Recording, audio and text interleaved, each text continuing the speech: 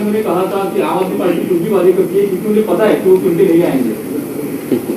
अमित शाह जी को he will be in for a surprise जिस दिन नतीजे आएंगे।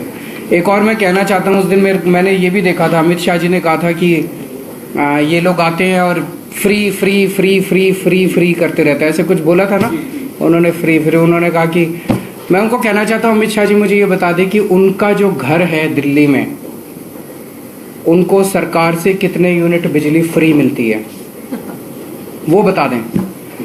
अमित शाह को बिजली फ्री मिले तो तकलीफ नहीं है, जनता को 300 यूनिट बिजली फ्री मिले तो अमित शाह को मिर्ची लगती है, ये तो गलत है।